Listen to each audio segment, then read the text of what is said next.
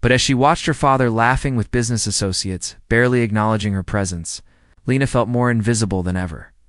The pale pink dress she wore hung loosely on her thin frame. Her stepmother, Victoria, had chosen it deliberately. Too plain, too modest, nothing like the gorgeous gowns her stepsister Claudia always wore. Alina caught her reflection in one of the mirrors lining the walls. Her dark hair was pulled back simply, her face bare of heavy makeup. She looked like a ghost at her own celebration. Across the room, Claudia held court among a group of admirers. Her red dress clung to her curves, her blonde hair cascaded in perfect waves, and her laughter rang out like music designed to drown everyone else out. She was everything their father wanted in a daughter. Confident, beautiful, socially graceful. Everything Alina was not. The music shifted to something slower, more romantic. Couples drifted onto the dance floor. Elena's father stepped up to the microphone on the small stage. Her heart lifted slightly. Perhaps he would say something kind, something that acknowledged she mattered. "Thank you all for coming tonight," her father began, his voice booming through the sound system. "We're here to celebrate many things. New business partnerships, successful ventures, and the continued prosperity of our family name." Alina waited, her breath caught in her throat. "And yes, my daughter Alina turns 18 today. Happy birthday." That was it. 5 words. Not even her full name spoken with warmth. Just a footnote to the real purpose of the evening. The applause that followed felt like mockery. Alina forced a smile, but inside something crumbled. Victoria glided over, her perfume overwhelming. "Darling, you look so tense. Smile more. People will think you're ungrateful for this lovely party your father arranged." "I am grateful," Alina whispered. "Are you?" "Because standing in the corner looking miserable isn't exactly showing appreciation." Victoria's smile never reached her cold blue eyes. "Try to be more like Claudia. See how she lights up the room?" Before Alina could respond, Claudia appeared beside them, carrying 2 glasses of wine. "Mother, I thought Alina might want something stronger than water." It is her birthday, after all. Alina reached for the glass hesitantly. She rarely drank, but maybe it would help calm her nerves. As her fingers closed around the stem, Claudia stumbled forward with theatrical clumsiness. The red wine splashed across Elena's chest, staining the pink dress a deep crimson. Gasps erupted around them. Alina stood frozen, the cold liquid seeping through the fabric. Claudia covered her mouth in mock horror. "Oh my goodness, I'm so sorry. How clumsy of me." But Alina saw the truth in her stepsister's eyes, the deliberate calculation, the satisfied smirk barely hidden behind false concern. "What a disaster," Victoria sighed loudly. "Alina, you should go clean yourself up. You're making a scene." Tears burned behind Elena's eyes. Making a scene? She hadn't done anything. But as usual, she was the problem. The embarrassment. The one who didn't fit? Around them, guests whispered and stared. Some looked sympathetic, others merely curious about the drama. Her father glanced over, frowned in disapproval, then turned back to his conversation as if nothing important had happened. Something inside Alina snapped. The fragile thread holding her together finally broke. Without a word, she turned and ran. Through the ballroom doors, past the coat check, down the marble steps, and into the night. Rain and rescue. The rain started the moment she stepped outside, as if the sky itself wanted to wash away the humiliation. Alina ran blindly, her ruined dress heavy with wine and water, her shoes slipping on wet pavement. She didn't know where she was going.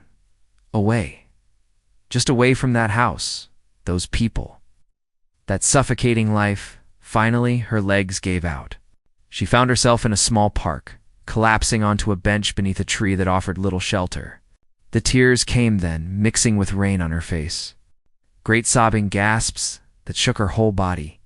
18 years of trying. 18 years of hoping that maybe, just maybe, if she was good enough, quiet enough, obedient enough, they would love her. But nothing was ever enough. She would never be enough. The sound of a car engine cut through her despair. Headlights illuminated the park, bright and intrusive. Alina tried to shrink into herself, hoping whoever it was would just drive past. The engine stopped. A car door opened and closed. Footsteps approached, slow and measured. "Are you hurt?" The voice was deep, concerned, unfamiliar. Alina looked up through blurred vision to see a man standing a few feet away. Tall, wearing an expensive suit that was getting soaked, dark hair plastered to his forehead. But what caught her attention were his eyes. Gray, intense, and looking at her with something she couldn't quite identify. Not pity, something deeper. "I'm fine," she managed to say, though clearly she wasn't. He tilted his head slightly. "You're sitting in the rain crying, wearing a dress covered in what appears to be wine." "I don't think fine is the right word." Lena wrapped her arms around herself. "Please, just leave me alone." Instead of leaving, he shrugged off his jacket and held it out to her. "At least take this. You're shivering." She stared at the jacket, then at him. Stranger danger, her mind whispered. But right now, a stranger's kindness felt safer than her family's cruelty. Slowly, she reached out and took the jacket. It was warm from his body heat and smelled like expensive cologne mixed with rain. She pulled it around her shoulders. "Thank you," she whispered. He moved closer, but kept a respectful distance, leaning against a nearby tree. "Bad night?" A bitter laugh escaped her. "You could say that? Want to talk about it? Why would you care? You don't even know me." "Maybe that's exactly why," he said quietly. "Sometimes it's easier to talk to someone who has no expectations of you." Alina studied him through the rain. There was something magnetic about him, something that made her feel less alone. "It was my birthday party. My family humiliated me in front of everyone. They always do, but tonight was worse." He listened without interrupting as the words poured out of her. All the years of neglect, of being second best, of feeling invisible in her own home. When she finally stopped, emptied of words, he was quiet for a long moment. "I know what that feels like," he said finally. "Being unwanted by the people who should love you most." Something in his tone told her this wasn't just sympathy. He really did understand. "I'm Adrian," he said, extending his hand. She hesitated, then took it. His grip was warm and firm. "Alina, Alina." He said her name like it mattered. "Would you let me take you somewhere dry? There's a cafe nearby that stays open late. You can warm up, we can talk more if you want, or sit in silence. Whatever you need." Every reasonable part of her brain screamed that she shouldn't go anywhere with a stranger, but standing in the rain, feeling more alone than she'd ever felt. Reasonable seemed overrated. "Okay," she heard herself say. Adrian's car was as expensive as his suit, all leather seats and quiet luxury. He turned the heat on high and handed her a towel from the back seat. As they drove through the rain-slicked streets, Alina felt like she was moving through a dream, or maybe waking up from a nightmare. The cafe was small, warm, and nearly empty. They sat in a corner booth and Adrian ordered hot chocolate for both of them without asking what she wanted. Somehow, he'd known exactly what she needed. "Why are you being so nice to me?" Alina asked, wrapping her hands around the warm mug. Adrian met her eyes across the table. "Because I saw something in you, Alina. Something your family is too blind to see. What could you possibly see?"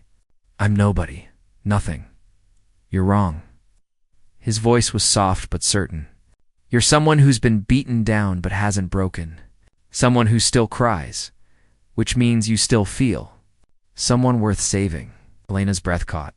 No one had ever talked to her like this. "Like she had value. I don't even know you," she whispered. "Not yet," Adrian agreed. "But you will." And somehow, sitting in that small cafe with a stranger who saw her when her own family never had, Alina felt the first tiny spark of hope she'd experienced in years. Outside, the rain continued to fall, but inside something was beginning to bloom. Alina woke to sunlight streaming through unfamiliar windows. For a moment, panic seized her. Where was she? Then memory flooded back. The party. The humiliation. Adrian, after the cafe, he had insisted she couldn't go home in her ruined dress, soaked and shivering. He'd brought her to what he called his guest house, though it was nicer than anywhere she'd ever stayed. A housekeeper named Rosa provided clean clothes and shown her to a bedroom that felt like stepping into a luxury hotel. Now, wearing soft cotton pajamas that Rosa had left, Elena padded downstairs. The smell of fresh coffee and baking bread drew her forward. She found Adrian in the kitchen, sleeves rolled up, making breakfast. He looked different in casual clothes, more human, less like the intimidating stranger from last night. "Good morning," he said, glancing up with a slight smile. "I hope you like pancakes." "It's one of the few things I can actually cook." Lena hovered in the doorway. "You didn't have to do this." "I wanted to." He gestured to the table. "Sit, we should talk." Over breakfast, Adrian began to reveal pieces of himself. He told her about growing up in a wealthy family that valued success over everything else. His father had been cruel, his mother distant. When Adrian was 16, he dared to question his father's business practices. The result was brutal. "Threw me out," Adrian said, his jaw tight with old pain. "Told me I was worthless without the family name, that I'd come crawling back." "But you didn't," Elena guessed. "No, I built my own company from nothing. Worked terrible jobs, slept in my car some nights, but I refused to give him the satisfaction." He looked at her directly. "It took me 10 years, but now I'm worth more than he ever was. And I did it alone." Elena felt tears prick her eyes. His story echoed her own pain, the same feeling of being disposable to the people who should have cherished you. "Why are you telling me this?" she asked softly. Adrian set down his coffee cup. "Because I need you to understand something, Elena. I didn't find you by accident last night." Her heart skipped. "What do you mean?" "I've seen you before. At charity events, business dinners where your family appeared. I watched how they treated you. How your father looked through you like you weren't there. How your stepmother and stepsister mocked you when they thought no one was paying attention." His eyes held hers. "But I was paying attention." Elena's breath caught. "You were watching me?" "Not in a creepy way," he said quickly. "I just recognized something. A kindred spirit, maybe? Someone else who knew what it felt like to be invisible to their own family. That's why you stopped last night. You were looking for me." "I was nearby." "Yes. I'd seen your birthday announcement. Part of me wondered if you'd finally had enough." He leaned forward. "Elena, I'm going to ask you something that will sound insane, but I need you to really consider it." Her pulse raced. "What? Marry me?" The words hung in the air between them. Elena's mind went blank, then erupted into chaos. "What? That's crazy. We just met." "Did we?" Adrian challenged. "Or have we been circling each other for months, both too broken to reach out?" "You don't know me." "Not really. I know you're stronger than you think. I know you have a kindness in you despite years of cruelty. I know you deserve better than what you've been given." He reached across the table, not quite touching her hand. "And I know I can give you a life where you're valued, where you matter." "This is insane," Elena repeated, but her voice wavered. "Maybe, but what's your alternative? Go back to that house? Let them continue destroying your spirit bit by bit?" His voice gentled. "I'm offering you freedom, Elena. A partnership with someone who understands your pain. And yes, eventually, maybe something more." "Why would you want to marry someone like me?" "I'm nobody." Adrian's expression hardened. "Stop saying that. You're only nobody because they've convinced you of it. But I see the truth." Before Elena could respond, the doorbell rang. Adrian frowned, standing. "I'm not expecting anyone." He left the kitchen. Elena heard voices, raised and angry. Her blood turned to ice as she recognized them. Her father, Victoria, Claudia. She rushed to the entryway to find Adrian blocking the door, his posture protective. "Family confrontation, where is she?" "Elena's father," Richard demanded. His face was red with anger. "You have no right to keep my daughter here." "She's an adult," Adrian replied coolly. "And she's here because she wants to be." Victoria pushed forward, her eyes sharp. "Who do you think you are? Do you know who we are?" "I know exactly who you are," Adrian said, his voice like ice. "I know Richard Bennett, the man who treats his daughter like an inconvenience. I know Victoria Bennett, who married for money and status.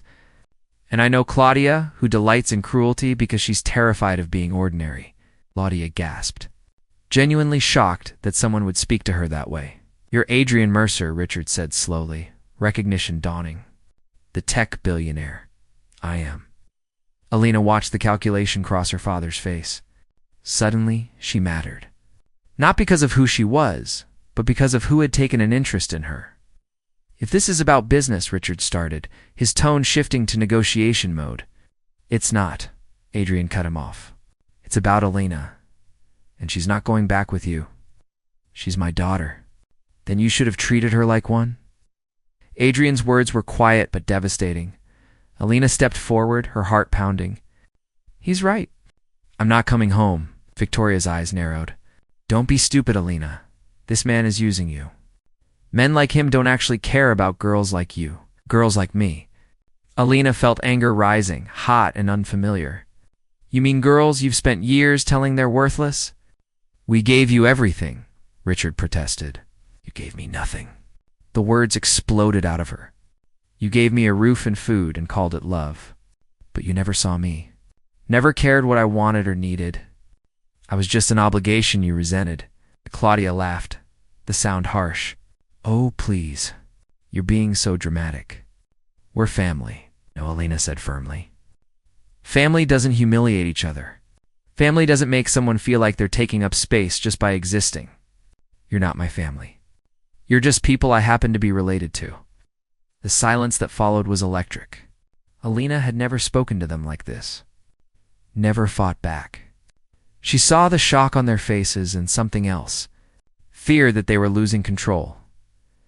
Adrian stepped beside her, his presence supportive but not dominating. Alina has made her choice. I suggest you respect it. And what is her choice exactly? Victoria asked suspiciously. Adrian looked at Alina, his eyes asking a question. She thought about going back to that cold house, that suffocating life. Then she thought about the man beside her who had seen her when no one else had, who offered her a chance at something different. Maybe it was crazy. Maybe she'd regret it. But for once in her life, she wanted to choose herself. I'm going to marry him, Alina said. The agreement after her family left in fury and threats of lawyers, Alina found herself alone with Adrian again. The adrenaline that had carried her through the confrontation drained away, leaving her shaky. Did I just do something incredibly stupid? She asked, sinking onto the couch.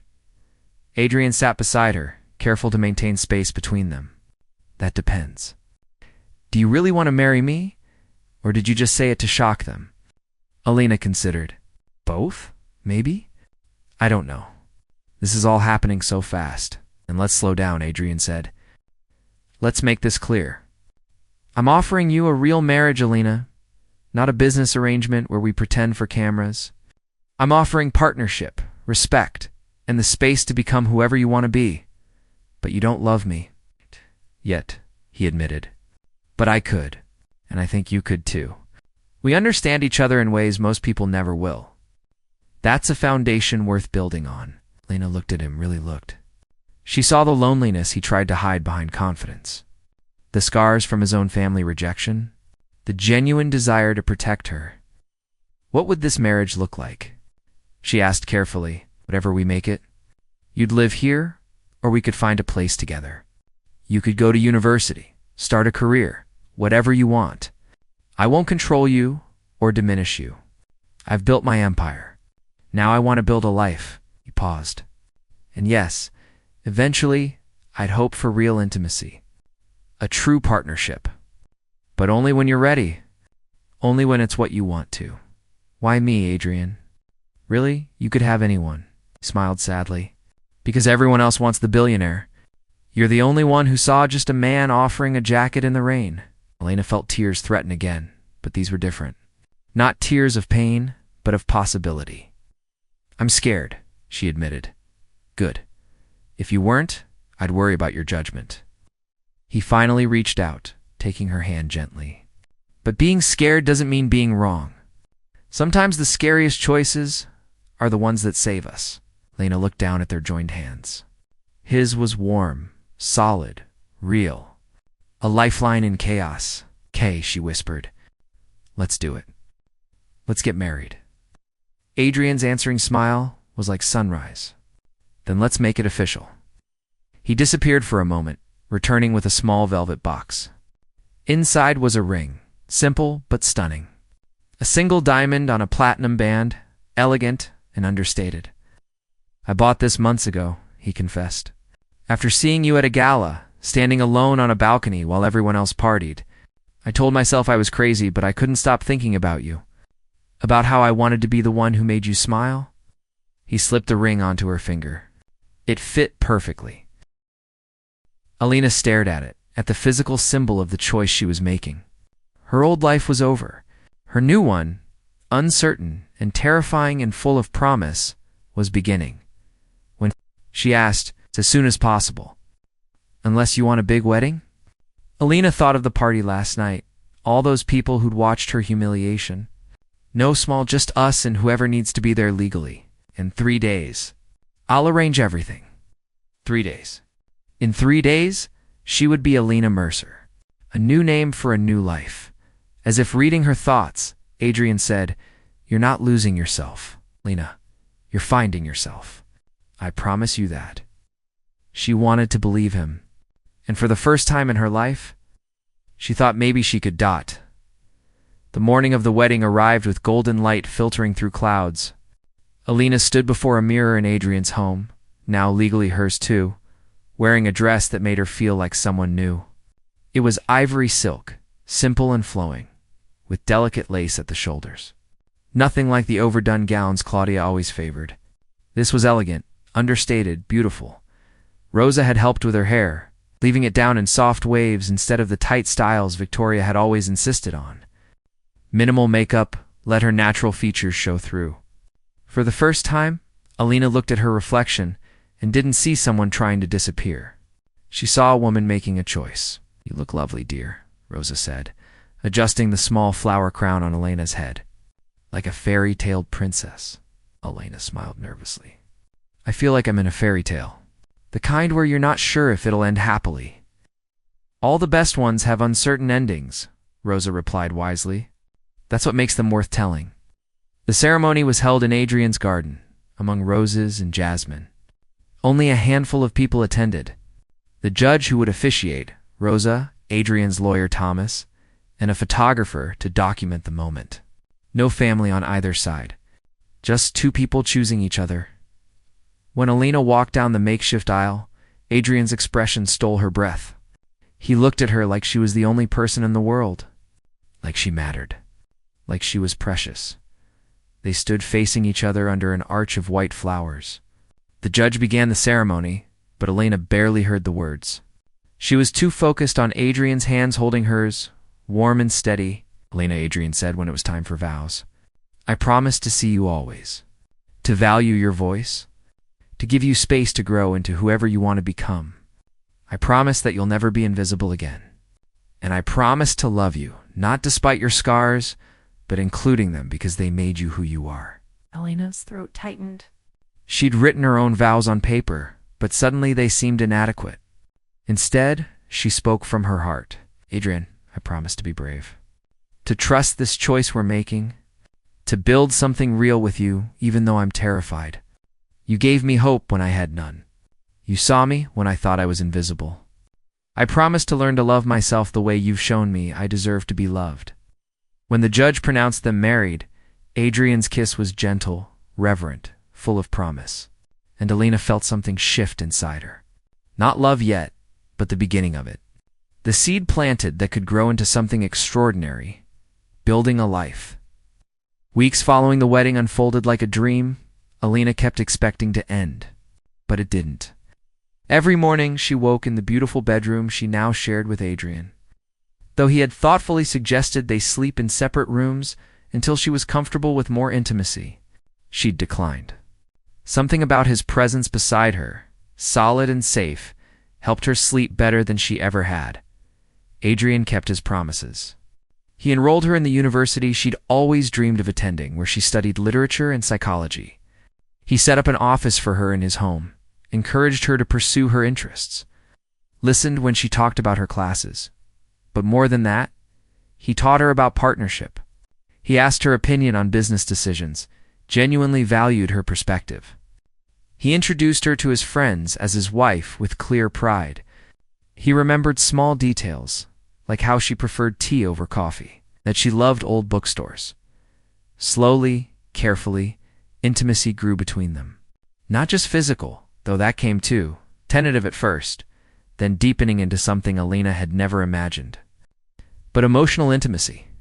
Late-night conversations about childhood dreams and adult fears, shared laughter over terrible movies, quiet mornings reading together on the balcony. One evening, 3 months into their marriage, they were cooking dinner together. Well, Adrian was cooking while Alina attempted to help without causing disaster. She was chopping vegetables with intense concentration when she realized she was humming. "What?" she asked, noticing Adrian watching her with an odd expression. "You're happy," he said simply. Alina paused, considering. "I am. Is that strange?" "It's perfect." He came over, gently taking the knife from her before she could massacre another tomato. "Alina, I need to tell you something." Her heart jumped. "What?" "I love you." The words settled over her like warm rain. She'd been waiting for them, hoping for them, but afraid to hope too much. "I love you too," she replied, and realized it was absolutely true. Somewhere between the wedding and now, between fear and trust, she'd fallen completely. Adrian kissed her then, deep and thorough. And Alina felt the last walls around her heart finally crumble. The final confrontation for months after the wedding. An envelope arrived with familiar handwriting. Alina's father requesting a meeting. Not demanding, which was unusual. Requesting. "Do you want to see him?" Adrian asked, watching her turn the letter over in her hands. "I don't know. Part of me never wants to see any of them again. And the other part." Alina sighed. "Needs closure, I guess. Needs to know that I've really moved on." Adrian nodded. "Then I'll come with you." They met at a neutral location, an expensive restaurant where making a scene would be social suicide. Richard sat alone at a corner table, looking older than Alina remembered. "Grayer, tired, Alina," he said as they approached. His eyes flickered to Adrian with something like wariness. "Thank you for coming." They sat. Alina waited, silent, no longer feeling the need to fill uncomfortable spaces. "I owe you an apology," Richard began. "Several, actually." Alina blinked, surprised. Whatever she'd expected, it wasn't this. "Victoria left me," he continued. "Took Claudia and moved to her mother's estate in France. Apparently, once you were gone, and I was no longer useful for advancing Claudia's social standing, they had no more use for me either." Alina felt a pang of something. Not quite sympathy, but recognition of pain. "I'm sorry that happened," she said carefully. "Don't be. I deserved it." Richard met her eyes. "I deserved a lot of things. Losing you most of all. You were my daughter, my flesh and blood, and I treated you like you were nothing. Because it was easier than standing up to Victoria. Easier than choosing you over peace in my house? Why now?" Alina asked. "Why apologize now?" "Because I lost everything and realized none of it mattered. The business, the social standing, the perfect family image, all of it was empty." His voice cracked. "The only real thing I had was you, and I threw you away." Alina felt tears threaten but held them back. She'd cried enough over this man. "What do you want from me?" "Nothing. I don't deserve anything." Richard looked down at his hands. "I just wanted you to know that I'm sorry, and that I'm proud of you. I've followed your life through mutual acquaintances. You're studying at university, thriving. You married a good man who treats you the way I should have. You're happy. And that's more than I can say about the life I tried to force you into." Adrian squeezed Alina's hand under the table, offering support without interfering. "Thank you for the apology," Alina said finally. "I appreciate it. But I need you to understand something. I forgive you, because holding on to anger only hurts me. But forgiveness doesn't mean forgetting. It doesn't mean we go back to being father and daughter like nothing happened." Richard nodded slowly. "I understand. Maybe someday we can build something new. Something honest. But not now." I need to keep growing into who I'm becoming without the weight of our past pulling me back. That's fair. More than fair. Richard stood, preparing to leave. Be happy, Elena. That's all I want for you now. After he left, Elena sat in silence for a moment. Adrian waited patiently. How do you feel? He finally asked. Lighter, Elena admitted. Sad, but lighter. Like I've finally put down something heavy I've been carrying forever. Good, that's good. They left the restaurant hand in hand. Outside, the city bustled with evening life. Lights twinkled, people laughed, the world kept turning. Forever beginnings.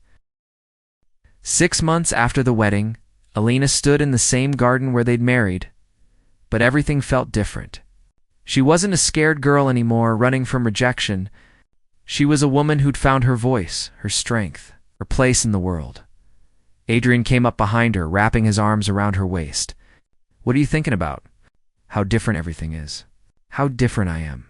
Better. Different. Definitely better. She turned in his arms. I got my acceptance letter today. The graduate program in counseling. They want me to start in the fall. Adrian's smile was brilliant. Of course they do. You're going to help so many people, Elena. Everyone who feels invisible like you did. You'll show them they matter. We'll show them, she corrected. You helped me see it first. We helped each other, kissed her forehead. Ready to start the next chapter? Elena thought about everything she'd survived. The humiliation, the rejection, the fear, and how all of it had led her here to this moment, to this man, to this life she'd built from ruins. Yes, she said. I'm ready. That night, curled up beside Adrian, with a book in her lap and his hand in hers, Elena realized something profound. Her family had tried to make her believe she was nothing. But they'd been wrong. She wasn't nothing. She was someone learning to be everything she'd always been meant to be. The girl who ran crying into the rain was gone. In her place was a woman who knew her worth, who chose love over fear, who understood that happy endings weren't about perfect circumstances. They were about finding someone who saw you truly and choosing to see them back. Elena had found her happy ending. But more importantly, she'd found her happy beginning. And the best part was knowing that with Adrian beside her, every day would bring new chapters, new growth, new joy. She was no longer the unwanted daughter. She was Elena Mercer. Student, wife, survivor, believer in second chances. And her story was just getting started. Thank you for taking the time to listen to this story.